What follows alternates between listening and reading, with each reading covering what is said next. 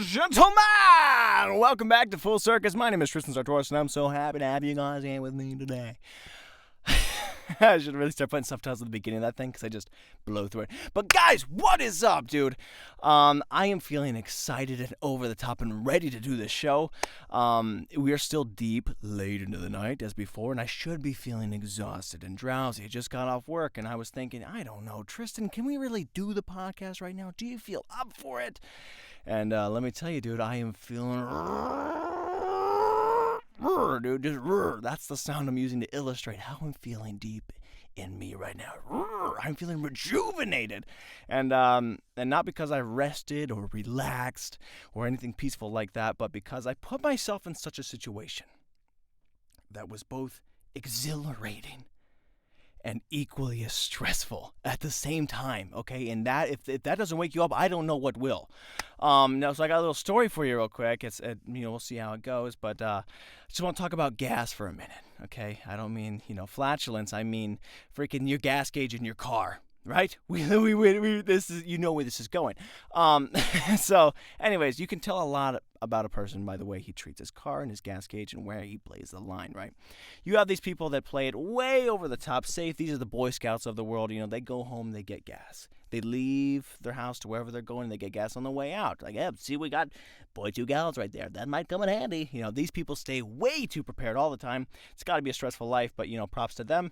It's too much. Then you have people in the middle, right? These are the normal, the average citizens, okay? These people, they drive their thing, they get gas, they drive some more, probably around the middle, quarter-way tank, and they just kind of, this is the responsible group. The normal, the baseline, right?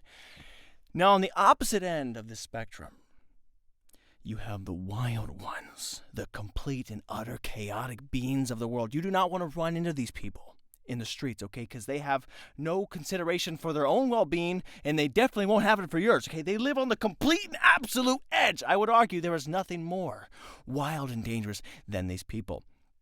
So I try to live my life in this middle ground.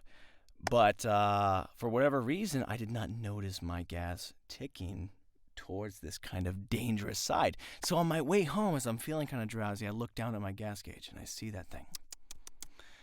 We're getting pretty low right now. It's getting low.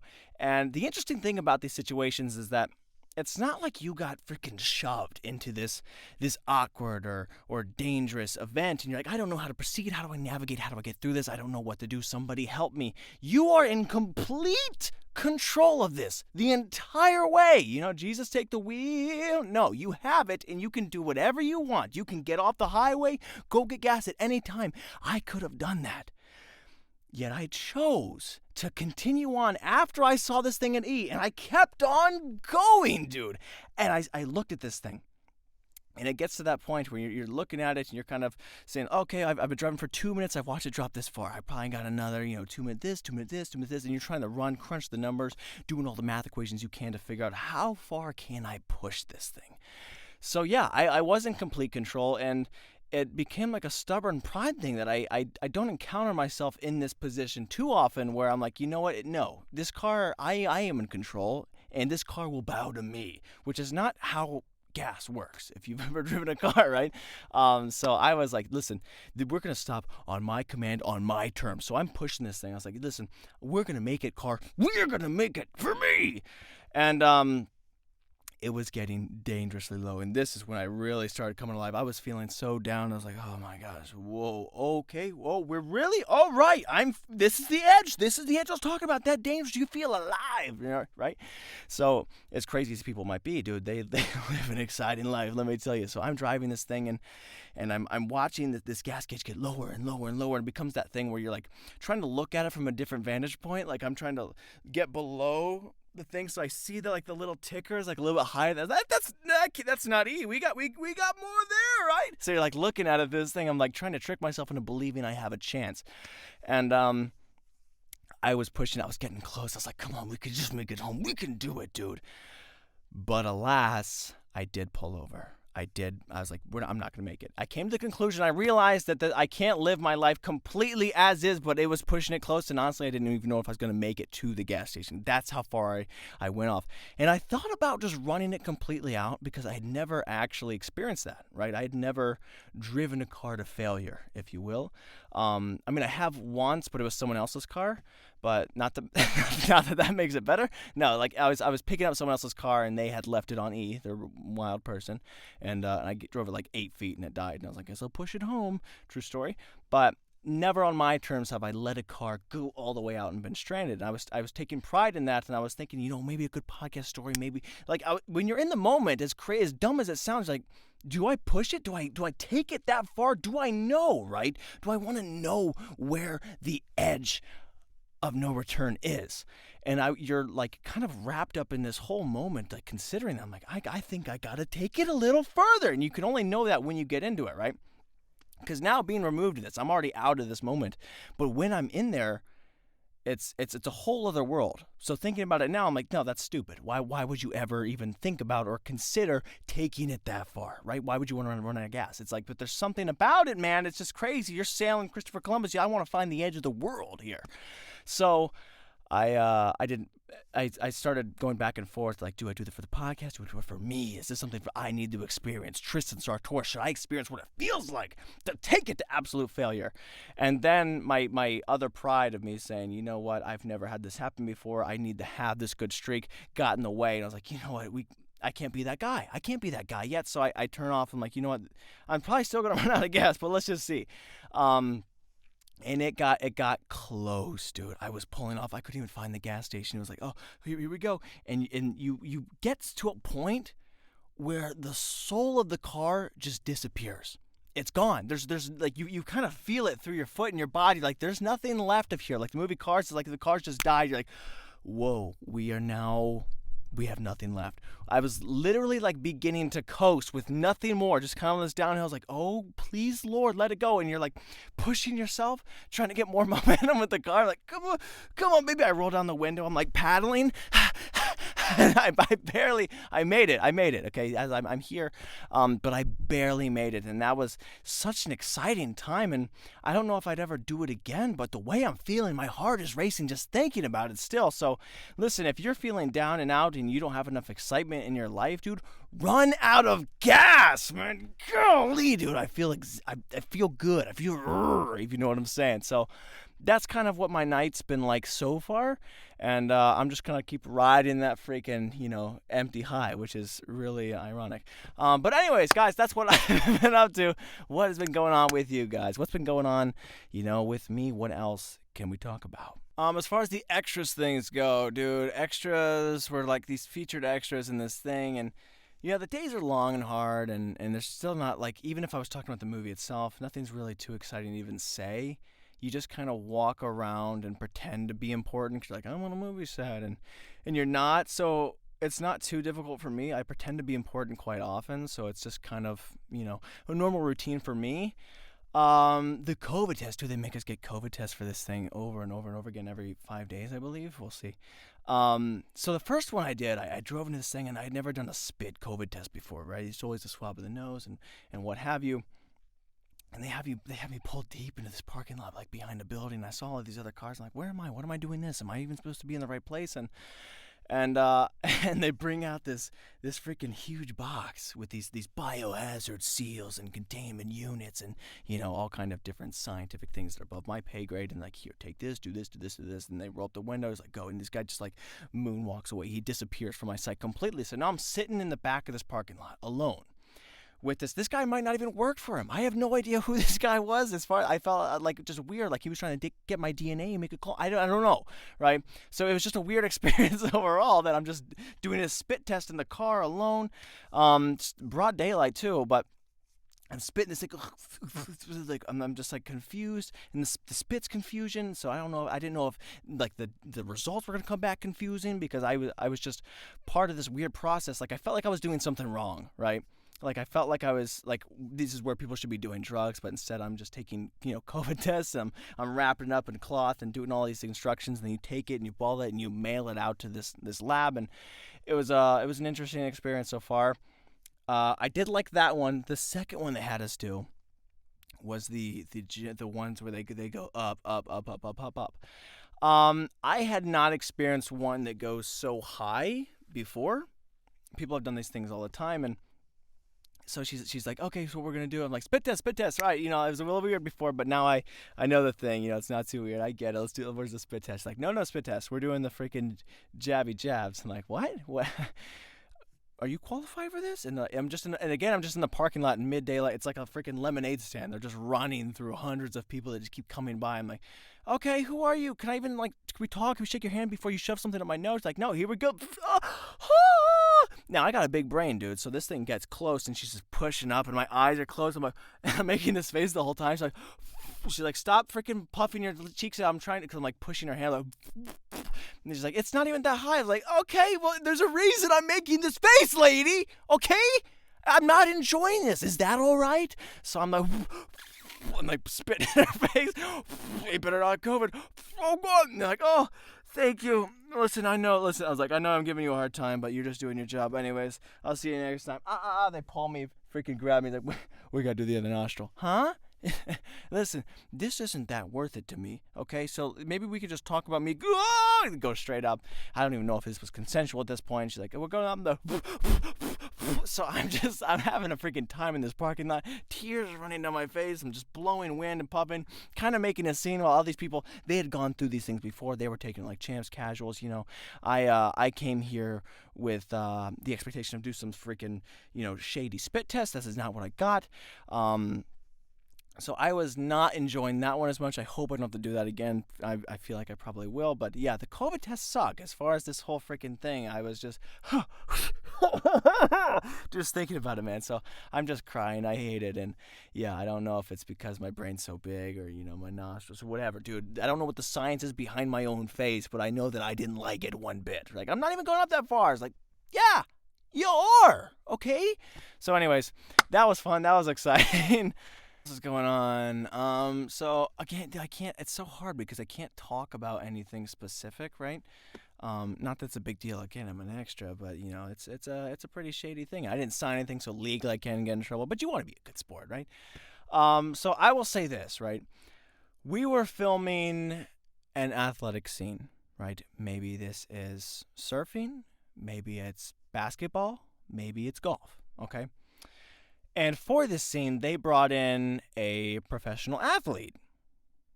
And so they had the extras lined up behind this athlete to do a very not so athletic move, but when an athlete does it, it looks really good, right? Maybe this is doing a little something in the tube, surfing. Maybe this is hitting a freaking big drive onto the green, a sick putt maybe in golf, or just a simple layup in basketball. Now, I didn't know I was going to be doing this on this specific day. Now, I'm not, whatever sport this was, I'm not a specific pro in this sport. But anyways, they bring in this pro athlete, right? And they're kind of like spacing us out. And I just happen to be lined up right behind this guy who's got all the magic finesse and everything that needs to be in. So he goes to do this, you know, not so difficult move, but as an athletic, just so graceful, so beautiful, and so amazing, you know. It's everything you could ever dream of and want. And then here I am, right? Now I'm also in clothes that don't fit me, that I'm not comfortable in, and I'm also not very good at this particular sport, as is, right? It's not a difficult move by any chance. But I go behind someone that is so good at it, right? I was going to look sloppy and ungraceful, like baseline, right? If I was going to go in there, I'm going to go do this thing. It's not going to look the best or the prettiest to start with. Now, imagine putting me behind. Dude, imagine you're shooting a three, right? And you're going to go shoot a three, and you hope it looks good. You want it to look great and everything. And now imagine, like, hey, we're going to put in freaking Michael Jordan right next to you. Now he's going to shoot a three, and now we're going to bring in this extra kid who can't even get a COVID test without crying. We're going to bring him in and see if he can shoot a 3 as well.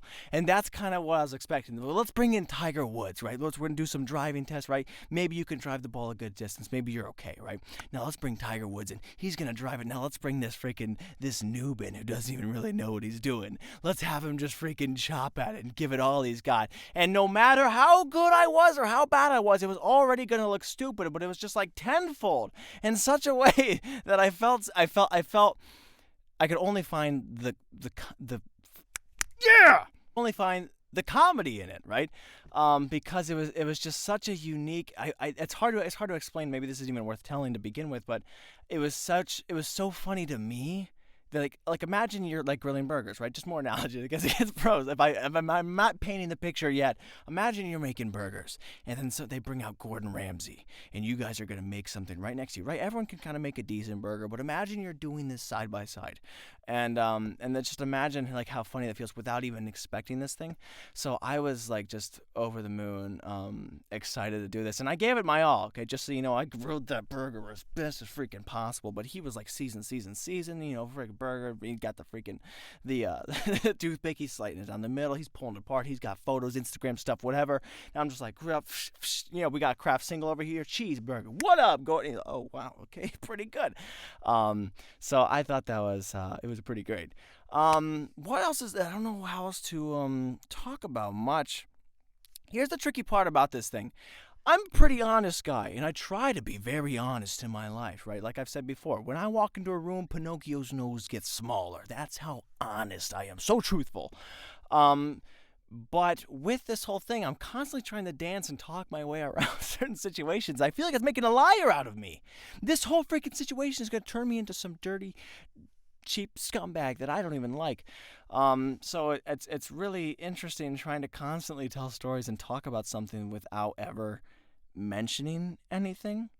So I guess I'm just going to have to try and avoid that as much as possible and talk about the people on the side. Oh, dude, as far as interesting people go, so there was this lady who, you know, she wasn't as fake important as I was, but she was like kind of semi-fake important. So we were like all kind of just being fake important together, you know, extra fake. It's not important at all. But anyway, she's sitting next to me, and I'm trying to, you know, just be nice. I'm like, hey, how are you? My name's Tristan, whatever, blah, blah, blah. And it was just supposed to be kind of an offhand thing, and she's a talker, right? She's a talker, and she starts talking about herself and all these things she's done, and you know, I'm a chatterbox myself, right? I like to talk about me. I want to talk about me. I want to talk about you know, I'm a desperate, needy for attention kind of guy, but I also like to make people feel really good, right? I'm an entertainer. I like to uplift. So I'm a good listener, is what I'm trying to say, and I'm also bragging about how good of a listener I am.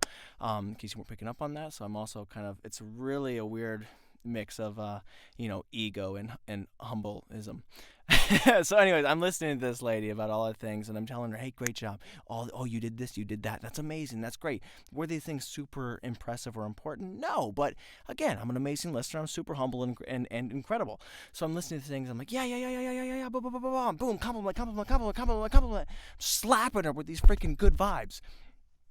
And she keeps coming back for more, and you know, it gets to this point where it feels like she's like seeking my approval, and I'm like, yeah, you know, great job. Like I'm not your dad, you know, but like, you know, whatever. And so this goes on for a while, and you know, and whatever, right? I feel good about making someone feel good. And then we get to the point where I kind of make like an offhand comment, and I'm like, yeah, I mean, it sounds great. You're living the dream. And I begin to turn. Right, I'm just go back into the action. I want to look back at, you know, these professional athletes and do whatever. And then I hear her behind me. She goes, "Oh, you know what?" I'm like, "What? like, what's going on?" And then she's like, "I am living the dream." I'm like, "Okay, yeah. I mean, that's what I said. Good for you." She's like, "No, you don't understand. So I have so much money. And I go to so many amazing places." I'm like, okay, well, why are you here? This isn't important. And she's like, yeah, so I'm a realtor, and I started we'd flip houses and stuff like that. I'm like, oh, okay, that's kind of cool. You know, we wanted to get into flipping houses. It's kind of cool gig. You know, it costs some money or whatever. And she starts talking to me about these houses and opportunities. Like, I got into it when I was 18 years old, got a house for free. I was doing this. You become a part of this program. We're doing this and whatever. And I did this thing. And I could help you out if you want to, if you want to know the secrets. I'm like, yeah, I mean, it sounds interesting. She's like, if you want to know, I could tell you. And she keeps saying that, but she never says anything more than that. So she keeps saying, if you want to know, just let me know. I'm like, yeah, I mean, how did you get a free house at 18? She's like, yeah, it's a complicated situation. And I'm like, okay. And she's like, but anyways, if you really want to know, just let me know. I'm like, well, how did you do it? She's like, well, I mean, I was 18. Listen, if you really want to know, just let me know. I'm like, lady, what are you saying right now? So she goes on. We kind of do this back and forth thing for way too long. And so I'm like, yeah, listen, here's the thing. We've talked about flipping houses with my family. I think you're full of BS, but I want to hear what you're about to say. Okay? So let me know. I know that flipping houses to just buy a house, no matter how crappy it is going to be expensive. Nobody has that kind of money just laying around. Some people do. We don't. She's like, that sounds like excuses. I was so nice to you for so long. I told you were living the dream, and now she's insulting me to my face. So we keep going back and forth. And she's like, listen, I don't want to make this sound like an MLM or anything like that. This isn't a multi-level marketing. This isn't some sort of pyramid scheme. Okay, well, don't lead with that, lady. Because I'm already skeptical about everything you had to say until this point. So she keeps going on talking about this thing of how you can get this, and truth be told, I never got any more information from her. She disappeared.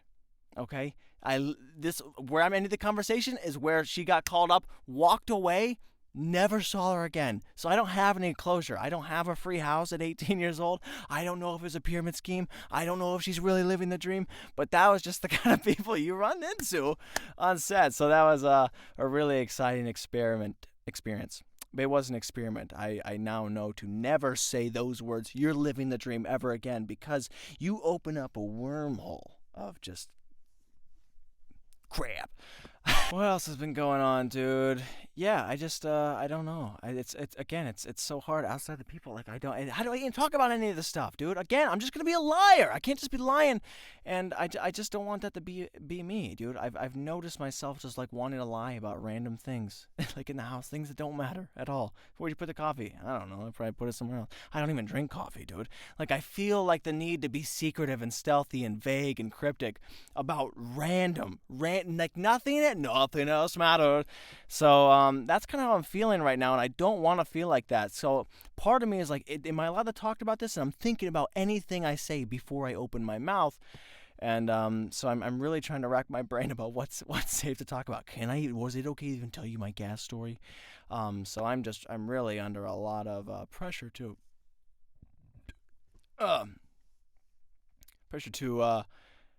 not tell the truth. I don't know. So I don't know what the moral of the story is, except for, don't be fake important. Don't be an extra. Guys, don't be a freaking extra. What else is going on, dude? And I actually I think that's just about it. All right, how about that, dude? Yeah, so it's been great. The whole experience has been great thus far. My boys, again, my gang, my freaking guys were great. We're having a ball, dude. There was a time where we just got to, can I say this? This is the pause. We were at this like hotel or whatever, and we just literally spent the whole day just watching Shrek movies and eating snacks. It was kind of like just a weird hangout, sleepover, vacation kind of vibe. I was like, I'm getting paid for this? Why? People were taking naps, so they're technically professional sleepers at this point. Now, what a thing to put on your resume at that, right? You're professional. You're getting paid to sleep. I could only dream. No pun intended. Yeah, so I can't fall asleep while Shrek's on because it was too good of a movie. But other people, they're true professionals at that point. So that was great. That's been cool. We're doing a lot of homeschool jokes, man. The homeschool jokes it's untapped market. Let me tell you, because literally everything someone says, I just one up it and then immediately go back. Right? If someone says, yeah, I was the most talented. I was voted most likely to succeed at my school. I'm like, oh yeah, I actually won all of the most likely to be successful and everything good at my school. And it gets everyone's attention. It's like, wait, what are you talking about? I'm like, yeah, but I was homeschooled. So they're like, freaking jeez. And then people fall for it every time. But yeah, anyways, the guys are great. there's just too much to talk about. I wish I could just. I'm gonna have to do like episode by episode and do like a couple of them or whatever, because they're really they're fun. They're great people. But anyways, I think that is all we have time for today, guys. I love you so much. Thank you. I will see you in the next episode. I'm gonna go eat some food and dial back, and I gotta go fill up the gas tank because it's actually my mom's car, and I only put $2 in, which is kind of douchey, but that's a whole other story. Guys, anyways, I will see you in the next one. Peace! I don't want to be lying right now. Am I lying?